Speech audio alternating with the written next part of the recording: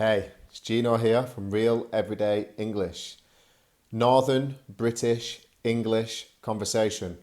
How much do you understand? Well, in this week's episode, we're going to find out because one of my friends has kindly volunteered to be a part of the video so you can practice your listening.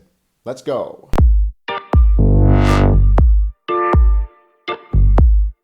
Happy Sunday, people. Welcome back to the channel.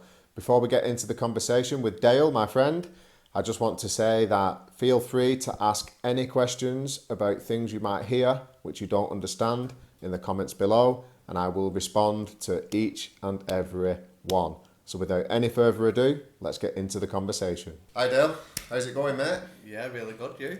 Yeah, not too bad at all. First of all, thank you for featuring on this week's video. Not a problem. I'm sure the subscribers will be very appreciative of that. Yeah, good. So you said things are going okay. Why don't you talk about, well, first of all, before we get into that, you're from West Orton, aren't you? You grew up in West Orton. Yeah, so West Orton, little town near Bolton, Yeah, okay. which for some people might be better to say the Manchester area. Yeah. So Manchester's quite a big city, so that's probably more noticeable of a place to people. So yeah, West Orton, little town. All right, okay, interesting. Now, as we know, here in England, there are lots of different accents for different areas, and although West Orton is only 5 miles away from here, the accent is quite different there. So how would you describe your accent? Because now you live in Wigan, so do you think that your accent is more of a Bolton accent, or do you think it's a mix between the two? Yeah, so I grew up in Bolton, or West Orton in Bolton, and then for the last maybe 6 or 7 years I've lived in Wigan. All right, okay. There's probably about 6 or 7, 8 mile away, depending on which part of Bolton and Wigan, but the accents are quite different. So maybe, I'm not sure, other people might be able to tell me, maybe I've got a bit of a mixture between the two. Yeah, that's what I think. Because I also work in Wigan while I was living in West Orton as well, so it's...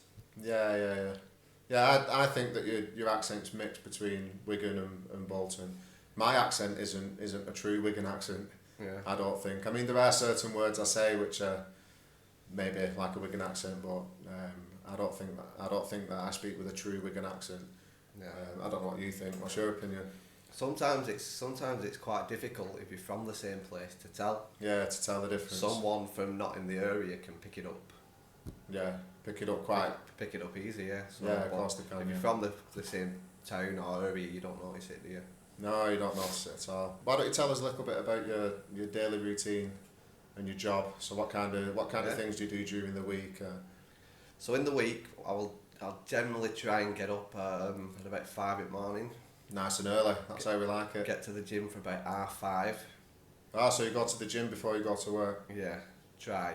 Sometimes it's not easy to get up, but yeah, do a gym session for about an hour, an hour and 15, and then back home, quick shower, into work for 8. As far as work goes, so I work in health and safety. Alright, okay, interesting. So work in health and safety, but also as part of that role, I teach. So I teach things like first aid. Teach the employees to operate forklift trucks and a few things like that. So anything from an health and safety point of view we can teach in-house, we will. Okay. So they'll send me on a course to teach it. So if I'm not teaching, I'm usually on a course teaching me to teach. Oh, right, okay. So if you're not teaching yourself, you'll be on a course that is learning you how to teach people. Yeah. So you say you teach health and safety. I know in the past I've done a couple of health and safety courses, and there's quite a lot of role play involved, isn't there? Yeah, on the first aid, especially the first aid there is, yeah. With a little bit of acting. So, yeah. So you'll have the dummies and they have to practice doing the CPR, cardio, pulmonary resuscitation, and using the defibrillators. So they've got to sort of act it out as if it's a real life, that someone has had cardiac arrest. All right, okay. So it's quite interesting. It's a good class to deliver. Yeah. Yeah, it's not just that, but you're having a positive effect on people's safety, no doubt, which I'm sure is a very rewarding career path, isn't it? Yeah, definitely. And could one day have a story of someone that I've delivered training to may save someone's life. So Yeah. so So there you go. It's like a knock-on effect. You never know when them skills are going to come in. Pretty useful, do you? So you mentioned you go to the gym. What kind of training do you like to do? What kind of? So at the gym, I'm not a fan of cardio. I much prefer to do the weights. So you're more resistance training. Yeah, based? doing weights, resistance training. Not a fan of the running machines or going running. I do play football, get my cardio from that. Yeah. And the reason I like that more is because you don't think about it. So if you're on a running machine, you think about it and you're watching the clock. But at football, you just go and you do it. You don't think about the time or how tired you are. You just keep going. It's like you've got a purpose. You're there to sort of get the ball. Whereas when I'm on a runner, I just feel like I'm going nowhere. Yeah, I'm doing nothing, kind of thing. I can relate to that. So that's my method behind that. Weights at the gym, cardio from football. Oh, right, okay. Yeah. Yeah, football's hard work as well, isn't it? Like short sprints and It's heart's beating hard, yeah? It's difficult. You only need about 2 weeks off and you notice it. Yeah, I noticed that too with fitness. A couple of weeks off and you can feel it, so yeah. Yeah, you soon lose it. So you've done yourself a bit of an injury in the gym, haven't you? Yeah, I've been trying not to sit here all video like that, but yeah, I've done a bit of a neck injury, so I'm gonna give it a couple of weeks off and. Yeah, give it. So how did you do that? Just literally training some shoulders on a machine that has that kind of action. Yeah. And I just felt a sharp pain in the neck, and it's bad. Worst part of it is driving. So you're having to, as you're turning to come in left. Yeah. It's painful.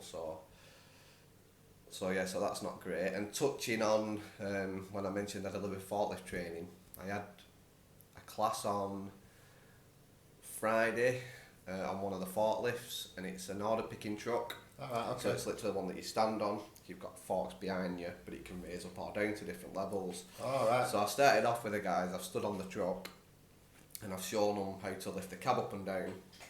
But I'm saying to them, right, so as you lift the cab up, you've got to look up. And I'm like, you've got to. So you couldn't move your neck properly. And I couldn't look up, so. So what? So don't do as I do as I say. Yeah, don't do as you do as you say. So, yeah, I understand that. So that was difficult, but yeah, it's sore, but hopefully. The thing is with your neck, it's because you're using your neck all day long. If somebody shouts you over there, you turn your neck. Shuffle your body instead. Yeah, you have to turn all your body to look around. So what do you call that kind of a truck where you're standing on? Is it a lollop? I think They call it a lollop, which is low level order picker. low level order picking truck. Yeah, low level order picking truck. Yeah. So that was difficult to deliver that, and it's difficult to drive. So Yeah, I can imagine. quite a lot of my job has been impacted, but hopefully it comes and goes. Yeah, okay. Hopefully it's not there for a long time. Well, that should do us for today, mate. I think we've baffled my subscribers enough with native Northern British English conversation. Yeah. Bit of Bolton talk. Bit of Bolton talk, yeah, that's it. So, like I said, thank you for appearing on the video. It's much appreciated. Cheers. Okay, Cheers. mate. Bye-bye. Okay, guys. How did you find that? Did you find it easy to understand? Or did you find yourself struggling? I know when Dale was speaking, he was speaking just as he normally speaks to other native speakers. So it would be interesting if you let me know in the comments below how you got on with understanding what was being said. This is a video theme that I'm going to carry forward. So obviously today you had Dale, who has kind of a Bolton accent mixed with a little bit of Wigan. But the plan is to get other people on and interview them in the same style who have different accents from around the north of England. And I think it'll be very useful for your listening comprehension practice. That being said, thank you very much for watching this week's video. I hope you found it useful. If you did find it useful, please remember to like and share it with your English learning buddies. Till the next video, bye people. Ciao, ciao.